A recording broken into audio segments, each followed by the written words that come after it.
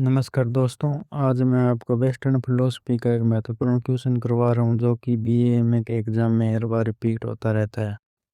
दूसरा प्रश्न है कि प्लेटो के ज्ञान सिद्धांत एल्गोरी ऑफ केव का विस्तार से वर्णन करो।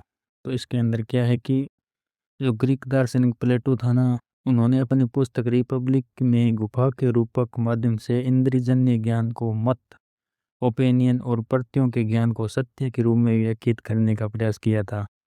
प्लेटो जो थे वो पहले दार्शनिक थे जिन्होंने संभाषणों के रूप में इन्होंने अपना दर्शन है जो दिया था।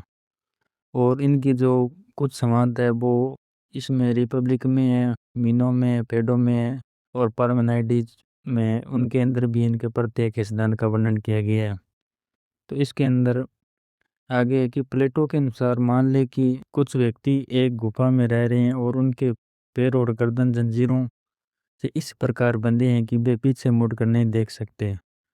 वे केवल सामने की दीवार को देखने के लिए बाध्य है। उनके पीछे कुछ दूरी पर ऊपर की ओर आग जल रही है। परिणाम स्वरूप वे दीवार पर केवल अपनी या अन्य व्यक्तियों या वस्तुओं की परछाई ही देख सकते हैं, क्योंकि वो पीछे मुड़ के नहीं देख सकते, सिर्फ आगे देख सकते हैं। इसलिए वे इसे सत्य मानने लगते हैं। परंतु यदि किसी को बंधन मुक्त कर पीछे मुड़कर देखने का आदेश दिया जाए तो फिर उसे प्रारंभ में आग या सूर्य के अत्यधिक प्रकाश के कारण देखने में कठिनाई होगी, परंतु धीरे धीरे अभ्यास के द्वारा उसे यह समझ में आ जाएगा कि अभी तक जो देख रहा था वह केवल परछाई मात्र थी, वास्तविकता इससे अलग है। यह सूर्य का ही प्रकाश है जिससे सब वस्तुएं प्रकाशित होती है। और ये अगली लाइन बहुत महत्वपूर्ण है कि यहाँ सूर्य से प्लेटो का तात्पर्य सूर्य के प्रत्यय से है। यहाँ प्लेटो का यह कहना है कि हम में से अधिकांश व्यक्ति गुफा के कैदियों के समान जिंदगी व्यतीत करते हैं। हम दिखने वाली या अनुभविक सत्ताओं को ही वास्तविक मान लेते हैं और उसी में सुख दुख का अनुभव करते हैं। यहाँ गुफा रूपक के अंतर्गत बंदी ग्रह इस लौकिक जगत का प्रतीक है। उसको देखने का हमें अभ्यास है। और जिस प्रकार दृश्यमान छाएं जो परछाइयाँ वो वास्तविक नहीं होती है, उसी प्रकार जगत की दृश्य वस्तुएं वास्तविक नहीं है।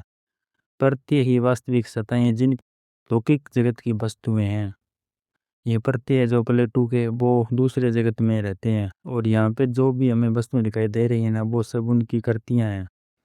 इन प्रत्ययों का ज्ञान ही वास्तविक ज्ञान है। शिक्षा का सही उद्देश्य है कि मनुष्य को उसके ज्ञानता रूपी जंजीरों से मुक्ति दिलाकर उसे बाहरी दुनिया यानी कि जो वास्तविक दुनिया है उनको समझना चाहिए। ठीक है दोस्तों, इस प्रकार जो भी ओल्ड क्वेश्चन पेपर है मैं उनको सॉल्व कराऊंगा यहाँ पर। धन्यवाद।